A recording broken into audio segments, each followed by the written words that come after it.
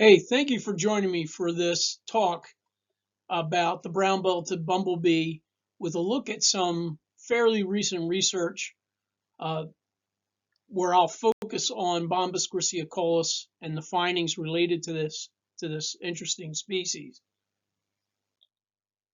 So first of all, it is one of the most widespread bumblebees in the continental United States. It goes into Canada a little bit. Here is uh, from Dr. Morgan Chrisman, and her colleagues look at a range map from samples taken 2000 to 2022.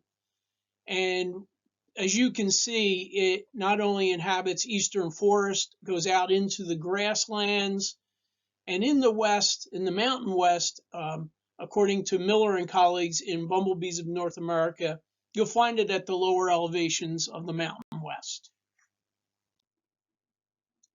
Well, in this presentation, I'm not going to go into the identification. So for that, there are other resources, namely the Bumblebees of North America. So if you're really into the ID and you want to get it right, I recommend picking up a copy of the Miller, Thorpe, Richardson, and Cola book. It's excellent. The reason being is this bumblebee can be confused with several other bumblebees. I think it's actually 4 species. And the second abdominal um, will look, if you don't have the brown, it's going to look like common eastern and 3 other bees. So I recommend that you get a good resource. I'm going to focus on behavioral topic in this, so more about habit, feeding, and some other recent research.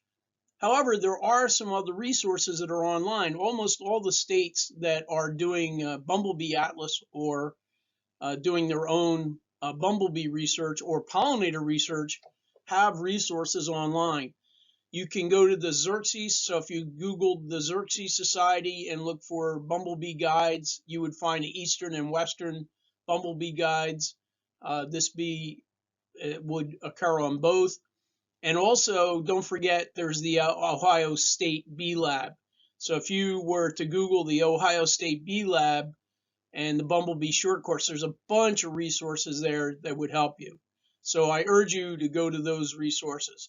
So let's get into the next slide, which we're going to focus on the Bombus griseocollis behavior.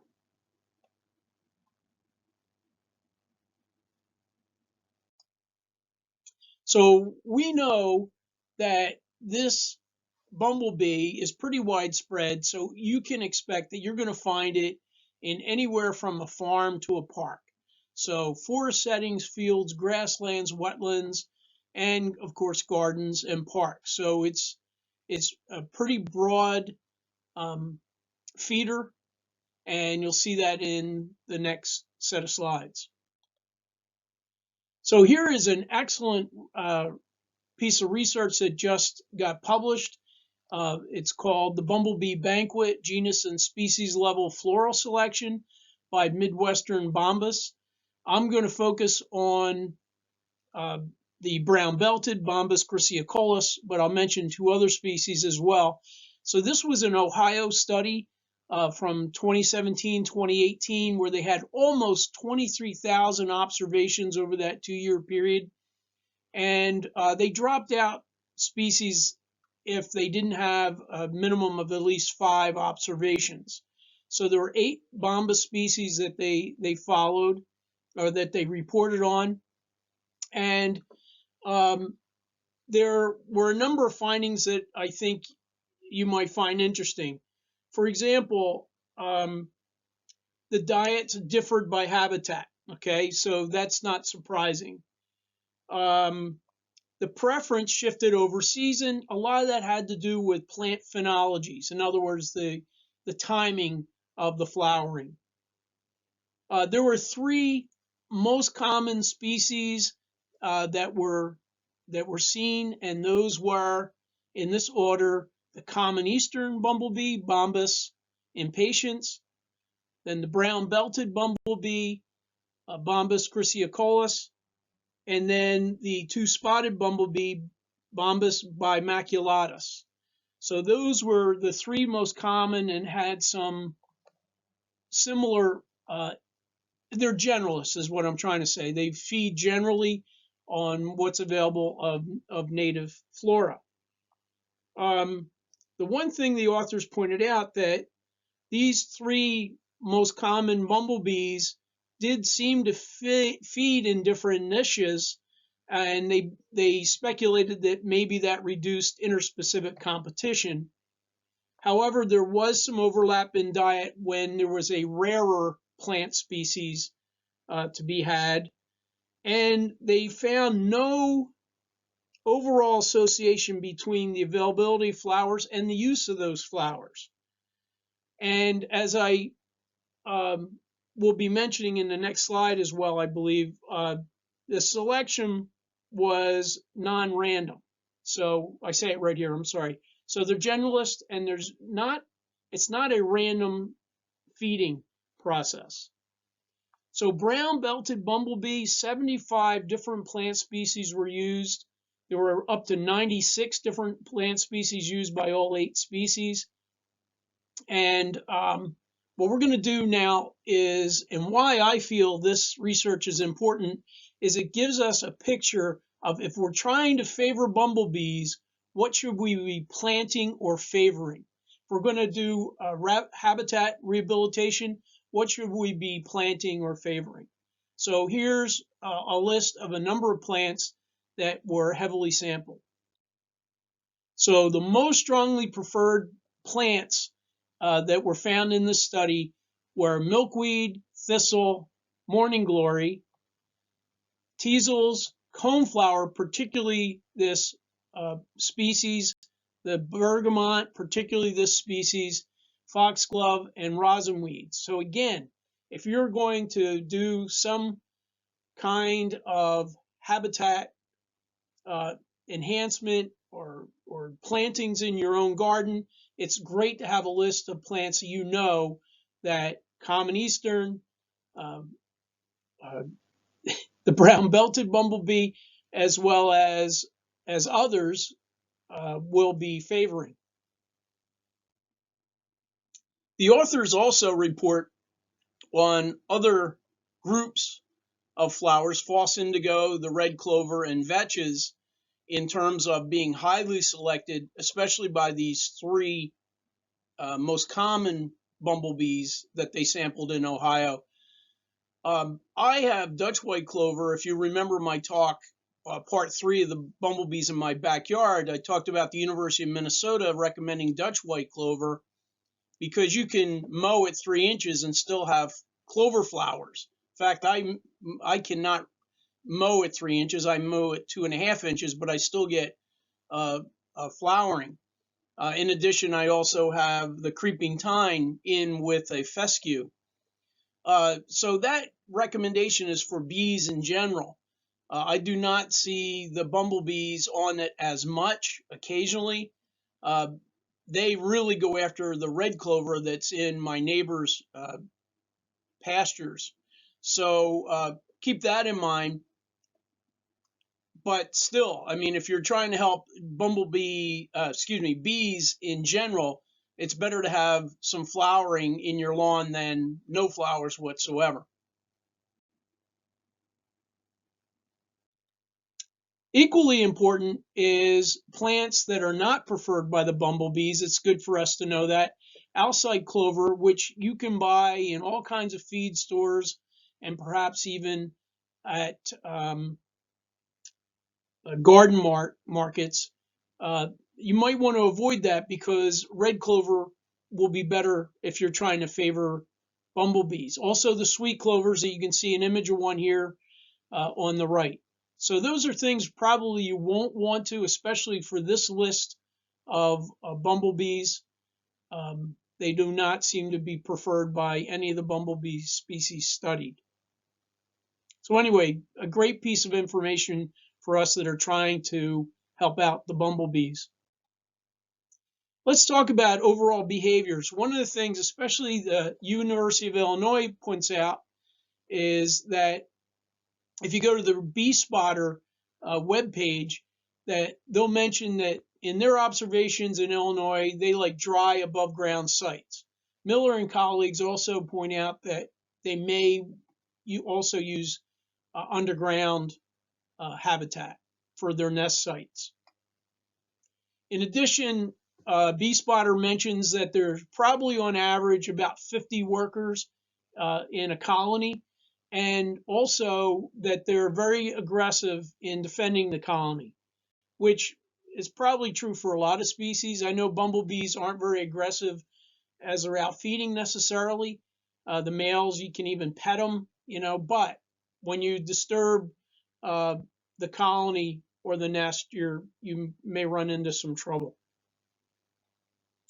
Also, Miller and colleagues mention that this particular species, Bombus griseocollis, the brown-belted, likes to have a high perch where they can watch and then chase after potential mates.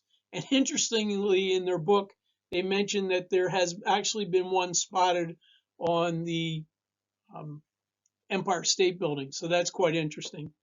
That is quite a high perch.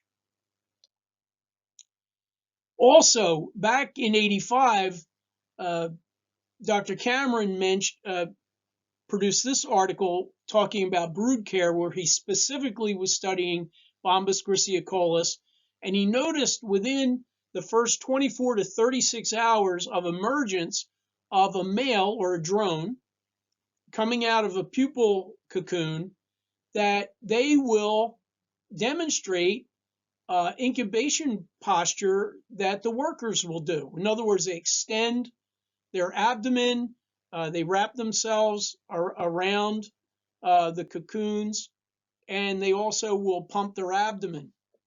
And so this is really interesting. So and first of all, they can't fly that first 24 hours anyway. This does not seem to harm him. This does not seem to harm the males, is what Dr. Cameron says. And he also says that even though the posture is same, it's at least giving, based on his study, 4 to 6 degree temperature increase. So it certainly isn't hurting, right? It's helping. So we don't think about the males contributing a lot other than genetic material. But this I found really interesting. And particularly, he says this study was specifically about griseocollis, but he's observed similar in other species. Now I want to move on to another interesting study, variation in North American bumblebee nest success and the colony size. And all of these articles you can Google and read them for yourself. I strongly recommend you do that. And this particular study has great value because it gives us an idea of some idea of what the colony sizes are and how many days it takes to initiate a nest. So they did captive rearing of 15 western mama species, where they actually captured gines and then reared them. And what they did is assessed nest initiation and establishment. And I'll talk about what those mean in a second. So this is an 11-year period. And then in addition to that, this large group of researchers also assessed colony size in 5 of these species from 2015 to 2018. So we'll take a look at their research findings. So in nest initiation, in general, it varied from 5 to 76% of the gines that were captured produced nest, and it took anywhere from 8 to 28 days. And again, these are captively reared. And nest initiation means that you have a brood that's been deposited. Okay, so the brood has been deposited or started. Nest establishment means that you have at least one worker that has emerged from a cocoon or pupal cocoon. And there, again, a lot of variation from 0 to 55%, and it took 33 to 47 days for this to occur. So interesting findings. The other thing is they messed around with co-founding. In other words, they put two kinds to work cooperatively in a nest, and they did have a higher nest initiation, but they did not have a higher rate of establishment of nest, which was an interesting finding. Now, if we just focus on the results of Bombus griseocollis, of the species that were studied, Bombus griseocollis had the highest rates of nest success. Nest success. There we go. So initiation. So where we have a brood being deposited, 76%. So 156 of the 205 colonies that they tried to start that had initiation. And on average, that happened in 8 days. Establishment was 55%, and that means that you had at least one worker. So 112 of those 205 had establishment, and that happened, it took up to 43 days. So that gives you an idea of how long it takes these queens to establish a colony. So it's quite significant. So she's working pretty hard there, well over the first month. Now, the other thing that was found with griseocollis is the colony sizes were quite small. Now, I'm interpreting the graphic, but for the most part of the years that were covered in this study, the colony sizes seem quite small, well below 50. In fact, much of it seemed to be well below 25. And again, I'm interpreting a graphic, so I don't have the exact numbers or the raw data. But on average, they generated about 8 gynes. So, and again, remember, gynes are the future females for the next year. So this gives us a rough idea of how Bombus griseocollis might be in the wild. It's again, it's reared, but it gives us an idea of what it might be in the wild. That of all these gynes that are produced, we're getting initiation from 76%, establishment from just over half, with small colony sizes. But again, remember, this is a very widely spread species in terms of geographic range. So really, really informative data. Lastly, I want to talk about this interesting article by Chrisman and colleagues. And this is where they captively reared Bombus griseocollis as a candidate for commercialization. Now, on the bottom right here, you're seeing Western bumblebee. Western bumblebee was used, was thought that it could be used as for commercial pollination. But one of the problems is that it's been affected by a fungal disease, fungal pathogen, and so has been in decline. And then on the top right, you're seeing common eastern bumblebee, which has been very effectively commercialized. But unfortunately, using this in the West, where it is not native, there have been at least one population, I believe, in California and one in southern British Columbia that have been established. So there's some concern there. And California has outlawed, and I believe Oregon also, the use of Bombus impatiens, the common eastern bumblebee, for pollination. California, I believe, allows it in greenhouses. So there is a lack of pollination, native pollinators for commercial use in the West. And obviously, the states don't want them using common eastern bumblebee. So this study was looking at Bombus griseocollis, which does occur in the West. But more importantly, there is some pollinators that are commercialized for Western use, but not so much those Western states away from the coast. Okay, so Bombus griseocollis is a native, and could it be used? That's what the purpose of the study was. So if we look at some of their findings, this was a northern Utah study. So wild-caught gines were reared 2019 to 2021. There were 214 colonies over the 3-year period that they tried to establish. And with Bombus griseocollis, again, nest initiation was high in this study, 70%, and again around 8 days. And nest establishment was about 55%.